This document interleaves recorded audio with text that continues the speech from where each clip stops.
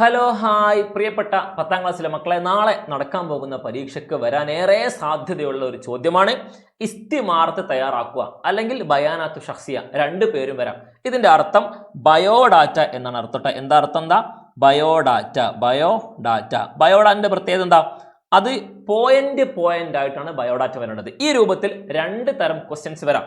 ഒന്ന്, ബയോഡാറ്റ തന്നിട്ട് പോയിന്റ് രൂപത്തിലുള്ള ബയോഡാറ്റ തന്നിട്ട് തർജുമത്ത് എഴുതാൻ പറയും. അത് എങ്ങനെ എഴുതേണ്ടത് വെച്ചാൽ ആ പോയിന്റായി തന്ന ബയോഡാറ്റയിൽ തന്ന പോയിന്റായ കാര്യങ്ങൾ, വിവരങ്ങൾ ഉപയോഗിച്ചിട്ട് പാരഗ്രാഫ് രൂപത്തിൽ അവരെ കുറിച്ച് ഒരു ജീവിത ഒരു പാരഗ്രാഫ്, അവരുടെ ജീവിതം ഒരു പാരഗ്രാഫ് രൂപത്തിലാക്കുക.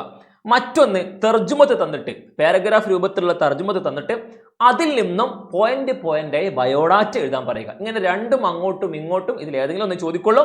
അതെങ്ങനെയാണ് ചെയ്യേണ്ടത്? ആദ്യം നമുക്ക് എന്ത് ചെയ്യാം, തർജുമത്ത് തന്നിട്ട് അതിൽ നിന്നും പോയിന്റ് ആയിട്ടുള്ള ബയോഡാറ്റ എങ്ങനെ തയ്യാറാക്കാം. അപ്പൊ ബയോഡാറ്റന്റെ അറബി എന്താണ്?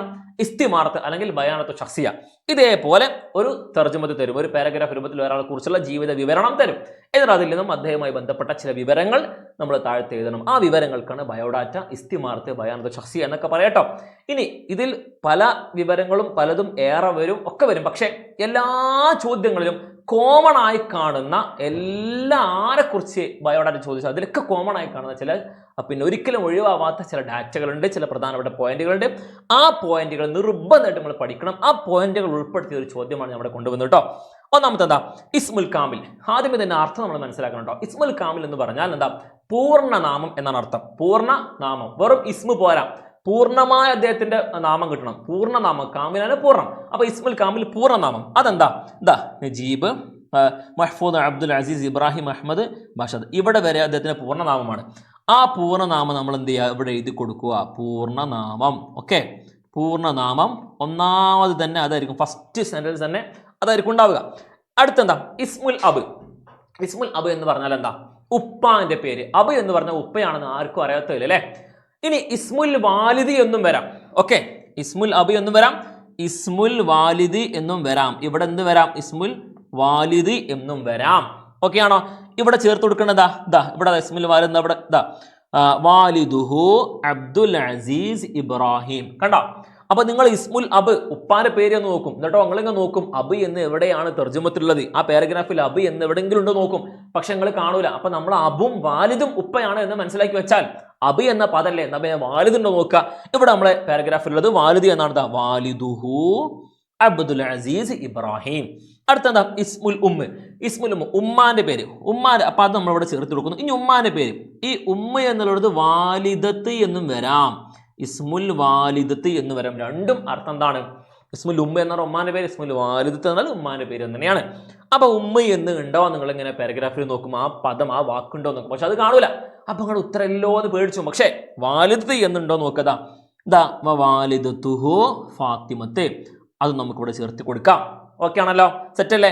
ഇനി അടുത്തത് ആമുൽ മീലാദ്, ജനന വർഷം.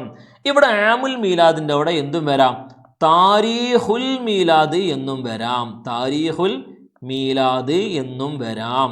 ഒക്കെ രണ്ടും സെയിം അർത്ഥം കേട്ടോ. അവിടെ എന്താ കൊടുക്കേണ്ടത്? ജനന തീയതിയാണ് കൊടുക്കേണ്ടത്. അതവിടെ വുലിദ എന്ന ഒരു വാക്ക് കാണും. അതിനുശേഷമുള്ളത് എന്താ? അത് മൊത്തം കൊടുക്കുക. വുലിദ ഫി ഡിസംബർ 1911. അതിവിടെ ചേർത്ത് കൊടുക്കുക. ആ ഡേറ്റ്, അദ്ദേഹത്തിന്റെ ജനിച്ച ഡേറ്റ് ഇവിടെ ചേർത്തി കൊടുക്കുക. അടുത്തത് ജായിസത്ത്. ഇപ്പൊ നമ്മൾ പറഞ്ഞു ആമുൽ മീലാദ് എന്ന് വരാം, താരിഖുൽ മീലാദ് എന്ന് വരാം. രണ്ടും അർത്ഥം എന്താണ്? ജനന ഡേറ്റ് ആട്ടോ.